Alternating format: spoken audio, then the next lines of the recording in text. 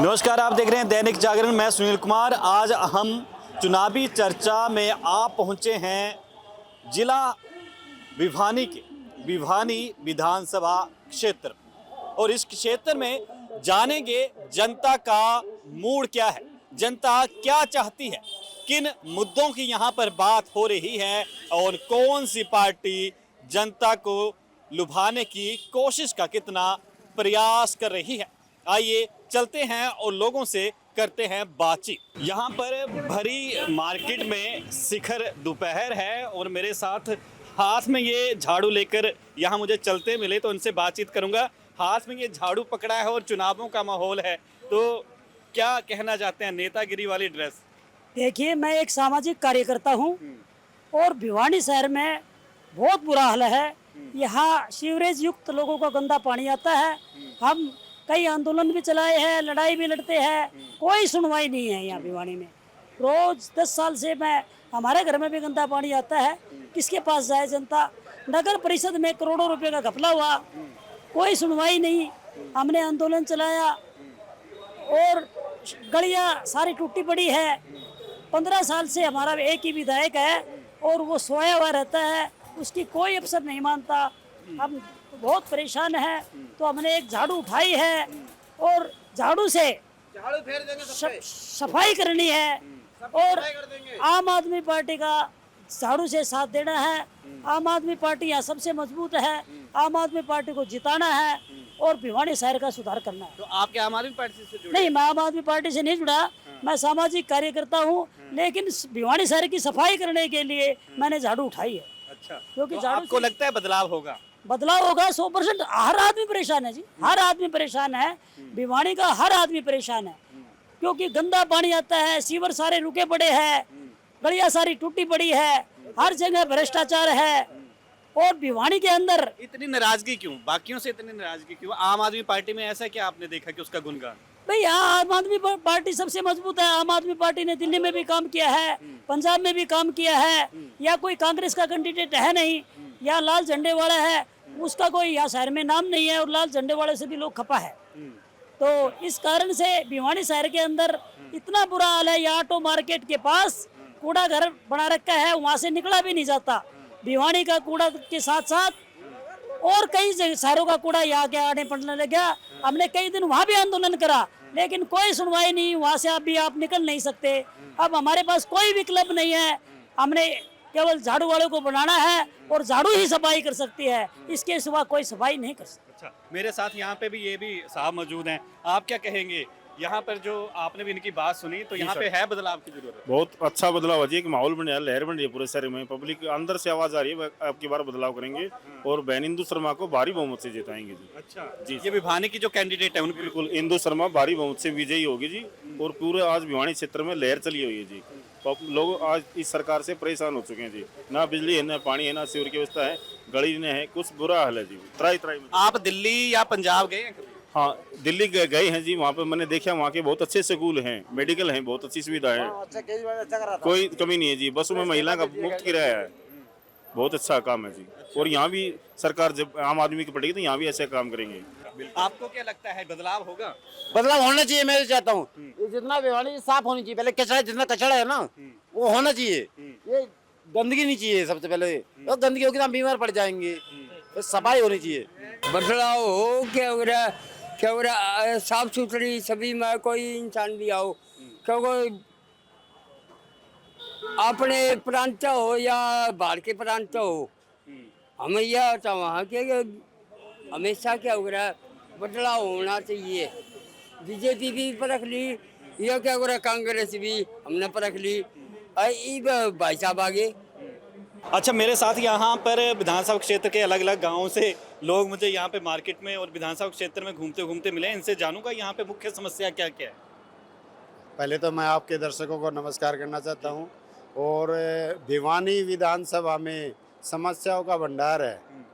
यहाँ रोड नहीं है, सड़कें नहीं है, पानी नहीं है। ये तो सारे बता रहे हैं, इन समस्याओं का हल फिर कैसे?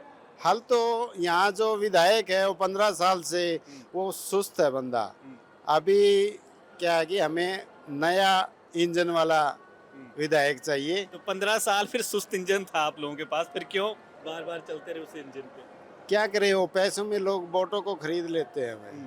आज से बीजेपी के पास इतना पैसा है, वो गरीब बंदों को पैसा बांटते हैं और विधायक वोटों को खरीदते हैं। अभी भी है ना, वो कम कहीं नहीं जा रहा, गांव में नहीं जा रहा, और जा रहा है तो वहाँ पे उसके खिलाफ नारे लग रहे हैं, लेकिन फिर भी जीत जाता है। अब पता नहीं आता, कई तो कैंडिडेट ये कहते हैं कि ये कभी काम पे नहीं जाता, कभी विधानसभा में भी एक बार जाता है 1 साल में। तो आपको कैसे पता कि लोग पैसों की आपने बात की, वो कैसे? हम अभी ग्राउंड लेवल पे लोगों से बातचीत कर रहे हैं ना, तो कुछ मजदूर तबका है और है, वो कहते हैं कि भाई आप लोग पैसे दे दो, हैं हम आपके साथ चल पड़ेंगे। मगर जी आपको कौन देता है? नो, हमें तो विधायक साहब जी देते हैं। अच्छा, तो ऐसे बोलते हैं लोग। आपको मतलब गाँव गाँव घूमते हैं तो आपका कोई काम कार है या कोई दुकान वगैरह क्या है? मैं फोटोग्राफर की दुकान है मेरी, मैं काम करता हूँ, शादियों में जाता हूँ, ब्याह में जाता, तो उसमें पता लग जाता है लोगों के, लोगों से बातचीत करते हैं हम लोग, ग्राउंड फील्ड में भी रहते हैं। अच्छा, चलो इधर हमारे साथ हैं सर, आपका नाम क्या है? मेरा नाम राजेंद्र कुमार जोगपाल है। जी जी, आपके हल्के मेरा के जो मोहल्ला है पुराना, वो है पतराम गेट, हनुमान गेट का, और मैं फिलहाल सेक्टर 13 का निवासी हूँ। और हम यहाँ पतराम गेट और हनुमान गेट से इस सूरत में गए थे कि हमारे को सारी सुख सुविधाएं सेक्टर के इतने महंगी कॉलोनी में रहने को मिलेंगी, परंतु ये लगता है कि सेक्टर का जो आपने एक बार देखा होगा, अभी सीवरेज की जो व्यवस्था है वो, यदि कि सारे सीवरेज की व्यवस्था ठप हो जाते हैं, थोड़ी सी बरसात होते ही पानी आ जाता है, कीचड़ से भरा हुआ सारा है। और जो हमारे सेक्टर का जो मुख्य है, पीर बाबा का मंदिर से लेके सामने तक की जो गली है, रोड है, आप एक बार देख के आना। घनश्याम जी शराफ जी जो यहाँ से 3 बार के विधायक हैं, उनके साथ भी करना ये चीज़ें।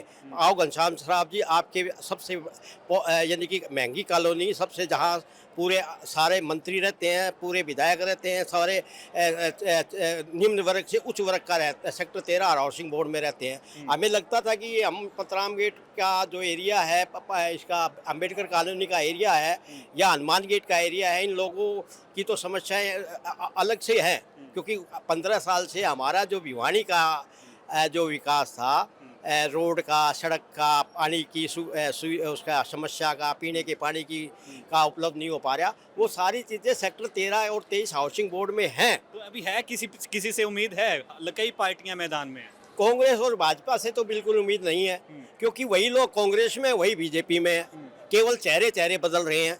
आपने देखा होगा यहाँ राजनीतिक गढ़ है भिवानी, तो तीनों लालों के गढ़ हैं। आज वो एक मंच पे, यानी कि अपने, अब आम आदमी पार्टी से लोगों का अपेक्षा है कि आम आदमी पार्टी का विधायक जो इंदू शर्मा जी हैं, जिन्होंने नगर परिषद का भी इलेक्शन लड़ा और नगर परिषद के में 22,000 वोटों से ज़्यादा लिया उन्होंने, और एक निर्दलीय को, यानी कि उनको तो इलेक्शन में, भाजपा को और कांग्रेस को तो नगर परिषद के इलेक्शन में हरवा दिया।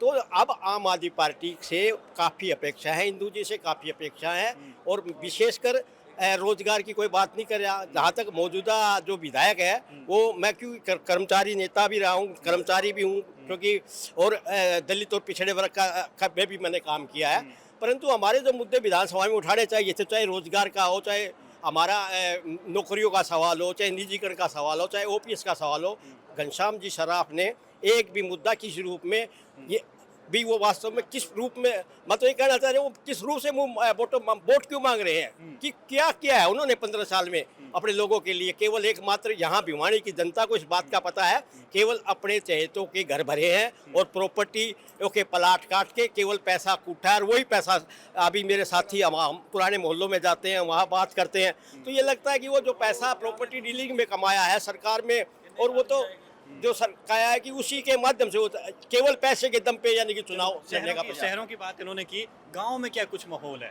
देखिए, मैं वार्ड नंबर 25 से भिवानी पतराम गेट से हूँ, और पतराम गेट पे पानी की व्यवस्था इतनी गंदी है कि सीवरेज का पानी नलों में आता है। 5 साल में आज तक उसका सुधार नहीं हुआ। 15 साल विधायक को हो गए, ना ही गली है, ना ही सड़कें, ना ही स्ट्रीट लाइट की व्यवस्था है, सब डामाडोल हो रखा है। अब हम आम आदमी पार्टी से इंदू शर्मा है, इसको मौका देना चाहते हैं, और फिर देखते हैं इंदू शर्मा क्या करती है। अच्छा, आप कहाँ से हैं साहब? पितराम गेट से। पितराम गेट, तो यहाँ पे माहौल क्या चल रहा है? शिक्षा स्वास्थ्य का क्या हाल है? ठीक है जी। ठीक है सब कुछ। और कोई आपकी मतलब आप वोट दोगे इस बार तो क्या सोच कर किसे वोट दोगे? इंदु शर्मा को। क्या सोच के? ये अब सब चाहे की चीज की सुविधा करेगी। अच्छा, उम्मीद है? हाँ जरूर। अच्छा, और साहब आप कहाँ से हैं? मैं निमड़ीवाड़ी गांव से हूँ। अच्छा, गांव की बात चाहूँगा। वहाँ में स्कूलों की, पानी की, स्वास्थ्य की कैसी व्यवस्थाएं हैं यहाँ? स्कूलों के बारे में अगर व्यवस्था अगर आप पूछना चाहें तो 78 साल आज़ादी को हो गए हैं हमारे देश को, और हमारे देश ने सबसे बड़ी भूल यही की है मेरे हिसाब से तो, कि हमने शिक्षा की तरफ ही ध्यान नहीं दिया। आप किसी भी देश जो डेवलपमेंट देश है, किसी को हिस्ट्री उठा के देखो आप, जो पढ़ेगा तो बढ़ेगा, लेकिन हमने शिक्षा की बजाय जाति और धर्म पे चले गए हम, इस पे विवादों में घुस के रह गए हम, और हमारा जो शोषण था वो होता रहा। नेता थे वो पहचान की तरफ दौड़ने लगे। आपने शोषण की बात कही, तो शोषण को बचाया कैसे जाए अब? शोषण तो इसीलिए बचाया जाए कि जनता को एक तो जागरूक होना पड़ेगा, बच्चों के भविष्य के लिए हमें वोट करना पड़ेगा। तो किसे वोट करूँ? वोट उसे करें जो हमें हमारा अधिकार दे। आम आदमी पार्टी है, एक देश के अंदर क्रांति लेके आई है, और देश के अंदर नहीं पूरे विश्व के अंदर एक क्रांति लेके आई है। जब अमेरिका से एक राष्ट्रपति की घरवाली, उसकी पत्नी उसके साथ आती है, तो एक वो जिद करती है हमारे पीएम के सामने कि मैं जो दिल्ली सरकार है अरविंद केजरीवाल के स्कूल देखना चाहती हूँ। उन्होंने कहा कि यूपी के देखो, एमपी के देखो, महाराष्ट्र के देखो, कि नहीं मुझे इसी के देखने। तो इस वजह से हम उसको प्रेरित हुए हैं उससे, और एक डंका भी बजा हमारी शिक्षा का। अच्छा, भिवानी के किसान किस तरफ वोट देंगे, क्या भाजपा को? देखो, हमने तो उम्मीद है पूरी, और मुझे ही नहीं पूरे देश को उम्मीद है, और हम चाहते हैं कि पूरा देश उठे।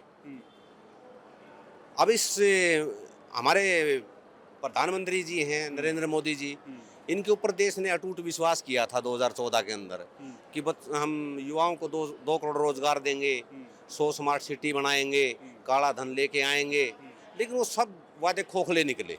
तो आपने सुना कि विधानसभा भिवानी की जनता का क्या कुछ कहना है, और लोगों को यहाँ पर किन मूलभूत जरूरतों की जरूरत, और सबसे बड़ी बात, जनता सीधे मुंह क्या कह रही है, और कितना यहाँ पर राजनीतिक दलों से खुश और नाखुश है। फिलहाल आज चुनावी चर्चा में इतना ही। मैं सुनील कुमार, वीडियो जर्नलिस्ट चिराग के साथ, भिवानी।